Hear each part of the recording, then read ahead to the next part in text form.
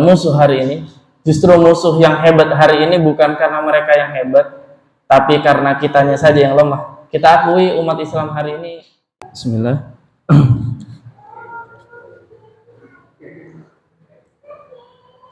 Assalamualaikum warahmatullahi wabarakatuh.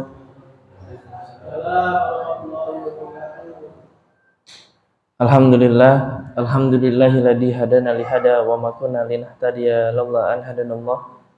Asyhadu an la ilaha illallah wahdahu la syarikalah wa asyhadu anna Muhammadan abduhu wa rasuluh. Allahumma shalli wa sallim ala nabiyyina Muhammad wa ala alihi wa sahbihi ajma'in. Amma ba'du. Qala Allah ta'ala fi kitabihil karim, a'udzu billahi minasyaitonir rajim. Kuntum khayra ummatin ukhrijat lin-nasi ta'muruna bil ma'ruf wa tanhauna 'anil munkar wa tu'minuna billah. Walau amana ahlul kitabi lakana khairan lahum minhumul mu'minuna wa aktsaruhumul fasiqun. Qala Rasulullah sallallahu alaihi wasallam, man salaka tariqan yaltamisu fihi ilman sahalallahu lahu bihi tariqan ilal jannah. Jamaah salat subuh yang dirahmati Allah, pertama marilah kita panjatkan puji syukur kepada Allah Subhanahu wa taala atas segala nikmat, rahmat dan karunia dari Allah. Allah masih memberi kita kesempatan dan nikmat kesempatan ini harus senantiasa kita syukuri agar kenikmatan-kenikmatan yang lain Allah tambah, yaitu nikmat iman, nikmat Islam, nikmat sehat, dan juga nikmat kita masih dipertemukan dengan orang-orang yang soleh, yang senantiasa kita diingatkan kepada kebenaran dan kesabaran. Dan semoga Allah senantiasa jaga semua nikmat ini sehingga kita bisa istiqomah hingga akhir hayat kita. Amin, Allahumma amin. Salawat dan salam senantiasa tercurah kepada Rasulullah Muhammad sallallahu alaihi wasallam, kepada keluarga, sahabat, dan semoga kita senantiasa bisa mengikuti ajaran-ajaran Nabi dan kelak kita mendapatkan syafaat dari Rasulullah sallallahu alaihi wasallam di yaumil akhir. Amin, Allahumma amin. Jamaah salat subuh yang dirahmati Allah, di kesempatan ini mungkin singkat karena saya hanya menyampaikan sebuah hadis, satu hadis saja. Tapi semoga ini bisa menjadi pelajaran bagi kita semua. Jadi jamaah sekalian yang dirahmati Allah, Nabi Shallallahu Alaihi Wasallam mengatakan bahwa Allah Subhanahu Wa Taala mencintai salah satu tempatnya di muka bumi ini, dan juga Allah Subhanahu Wa Taala membenci salah satu tempatnya di muka bumi ini. Apa yang dimaksud oleh Allah dalam hadis Rasulullah ini? Ada hadis yang diriwayatkan oleh Abu Hurairah bahwa Rasulullah Shallallahu Alaihi Wasallam bersabda, "Ahabul biladi ilallahi masajiduha, wa abghadul biladi ilallahi aswaquha." Jadi kata Rasulullah Shallallahu Alaihi Wasallam, tempat di muka bumi ini yang paling dicintai Allah adalah masjid-masjidnya. Dan tempat di muka bumi ini yang paling dimurkai Allah atau dibenci oleh Allah adalah pasar-pasarnya. Gimana nih? Udah. Jadi tempat yang paling dicintai Allah itu adalah masjid, dan tempat yang paling dibenci oleh Allah adalah pasar. Tapi jamaah sekalian yang dirahmati Allah, kenapa demikian? Karena kita tahu masjid adalah tempat kita beribadah kepada Allah. Masjid adalah tempat nama Allah diagungkan. Masjid adalah tempat kita senantiasa berzikir, mengingat Allah Subhanahu wa taala. Tapi sebaliknya dengan pasar. Pasar itu tempat kita mengharapkan dunia di sana. Tempat di sana terjadi banyak banyak kezaliman, banyak gharar gitu. Bahkan yang paling parah adalah terjadinya riba di pasar.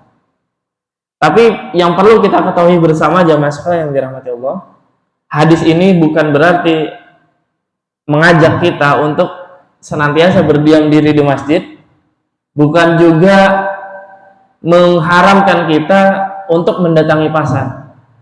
Tetapi Rasulullah Shallallahu Alaihi Wasallam mengingatkan kita, memberi rambu-rambu kepada kita agar kita berhati-hati di pasar. Karena tidak sedikit kaum muslimin ketika di pasar tidak hadir kemusliminannya gitu. Ketika di pasar dia seperti layaknya bukan seorang muslim ataupun seorang Islam. Karena ketika di pasar dia lupa hukum-hukum yang berkaitan dengan hukum Islam. Bahkan Sayyidina Ali mengatakan, kamu kalau mau berjual beli, kamu harus mengetahui semua ilmu tentang berjual beli, halal haramnya, gharar itu bagaimana gitu, harus tahu. Karena luar biasa di pasar itu godaannya beda dengan di masjid. Mungkin makanya Rasulullah Shallallahu Alaihi Wasallam mengatakan, ittaqillaha haitsuma kunta gitu. Bertakwalah dimanapun kamu berada. Mungkin kita menghadirkan takwa akan sangat mudah ketika kita di masjid. Sangat mudah. Tapi kita menghadirkan takwa ketika kita di pasar mungkin akan lebih sulit. Makanya tidak heran di pasar banyak pedagang-pedagang yang curang, mengurangi timbangannya dan semacamnya. Maka Rasulullah Shallallahu Alaihi Wasallam walaupun mengatakan demikian, tapi Rasulullah Shallallahu Alaihi Wasallam juga ternyata mendirikan pasar, yaitu di Madinah. Ketika Rasulullah hijrah dari Makkah ke Madinah, yang pertama Rasulullah bangun itu adalah masjid. Karena pada saat itu ada pasarnya Yahudi. Tapi ternyata pasarnya Yahudi ini banyak kezaliman yang tadi saya maksud. Maka dengan itu Rasulullah mendirikan pasar. Jadi jamaah sekalian yang dirahmati Allah, walaupun demikian, jadi Islam walaupun Allah membenci pasar, tapi Islam memerintahkan kepada umatnya untuk kita menguasai pasar. Menguasai pasar, artinya pasar itu disetel sebagaimana pasar yang Islami gitu. Pasar yang tidak ada kezaliman, pasar yang tidak ada gharar di sana, pasar yang tidak ada kecurangan dan semacamnya. Makanya Rasulullah untuk memperbaiki pasar pada saat itu di Madinah adalah mendirikan pasar. Dan apa hasilnya? Ternyata pasar yang didirikan oleh Rasulullah tentu mampu mengalahkan pasar Yahudi. Sampai-sampai bangsa Yahudi pada saat itu sangat membenci Rasulullah. Salah satu sebabnya adalah umat Islam pada saat itu lebih berjaya dibanding umat Yahudi. Bahkan suatu ketika pernah seorang muslimah ketika mendatangi pasar Yahudi, bahasa sekarangnya mungkin dijailin gitu tuh, diikat bagian roknya gitu tuh, sehingga ketika muslimah itu berjalan maka roknya terangkat hingga auratnya terlihat. Jadi pasar Yahudi ini nggak ada aturan-aturan yang bagus lah gitu tuh, sehingga kayak gitu itu dibiarkan. Nah pada saat itu kaum muslimin salah satunya melihat kejadian itu dan menolong muslimah yang dijailin oleh orang-orang Yahudi.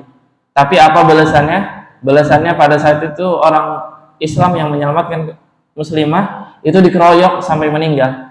Nah ini yang menjadikan sebab Rasulullah marah kepada umat Yahudi pada saat itu.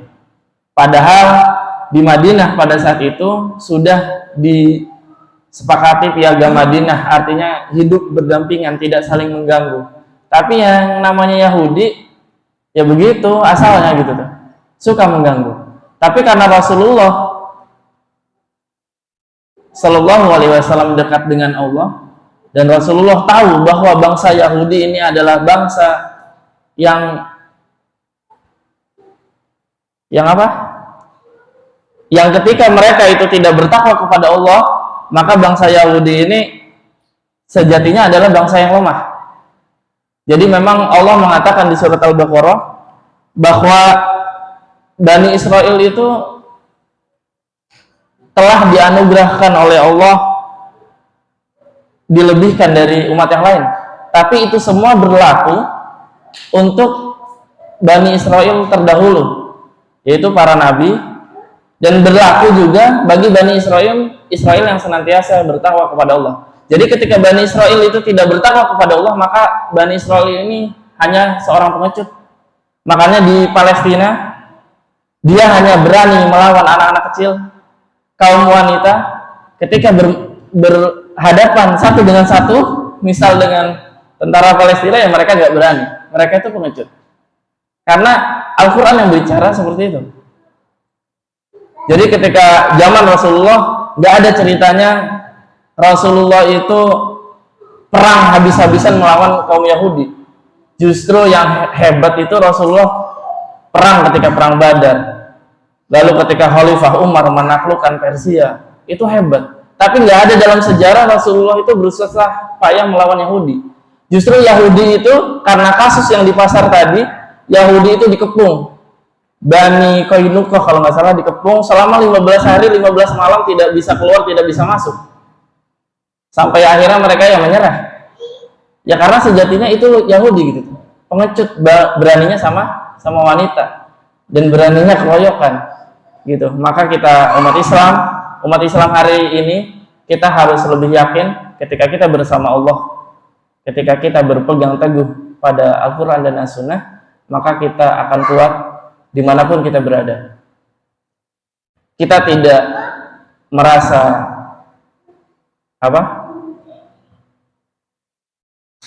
merasa takjub dengan kehebatan musuh hari ini. Justru musuh yang hebat hari ini bukan karena mereka yang hebat, tapi karena kitanya saja yang lemah. Kita akui umat Islam hari ini ya lemah. Seandainya umat Islam dekat dengan Allah dan Rasulnya, maka umat Islam akan semakin kuat. Dan kaum yang hari ini kita pandang adalah kaum yang kuat, kaum yang berkemajuan, itu sejatinya adalah kaum yang lemah dan kaum yang keterbelakangan gitu. Ketika umat Islamnya dekat dengan Allah dan Rasulnya, ketika umat Islamnya menghadirkan takwa dimanapun dia berada, bukan hanya di masjid, tapi takwa dihadirkan di rumahnya, di sekolah, di tempat kerja, bahkan di pasar. Mungkin itu saja jamaah sekalian yang dirahmati Allah. Semoga pesan singkat ini bermanfaat untuk kita semua dan bisa memandu kita dalam menjalani aktivitas kita sehari-hari. Mungkin di akhir kita mari sama-sama berdoa kepada Allah. Semoga Allah jadikan segala aktivitas yang kita lakukan menjadi aktivitas yang bernilai ibadah di sisi Allah Subhanahu wa taala. Amin. Allahumma amin. A'udzu billahi minasyaitonir rajim. Bismillahirrahmanirrahim. Hamdan syakirin hamdan naimin hamdan yuafi nikmahu wa yukafi mazidah. Ya Rabbana lakal hamdu kama yanbaghi li jalali wajhikal karim wa adimi sultanik. Allahumma shalli ala sayidina Muhammad wa ala ali sayidina Muhammad. Allahumma arinal haqqa haqqa warzuqna tiba'ah wa arinal batila batila warzuqna ijtinabah. Allahumma anta rabbi la ilaha illa anta khalaqtani wa ana abduka wa ana ala ahdika wa wa'dika mustata'tu. A'udzu bika min syarri ma sana'tu wa abu'u laka bi ni'matika alayya wa abu'u bi dhanbi faghfirli fa innahu la yaghfiru dhunuba illa anta. Allahumma inna na'udzu bika minal kufri wal faqr wa a'udzu bika min azabil qabr la ilaha illa anta. Allahumma inna nas'aluka ilman nafi'a wa rizqan thayyiba wa amalan mutaqabbala. Allahumma innaka ta'lamu anna hadhil qulub qad ijtama'at ala mahabbatik wa taqat ala ta'atik wa tawahhadat ala da'watik wa ta'ahadat ala nusrati syari'atik.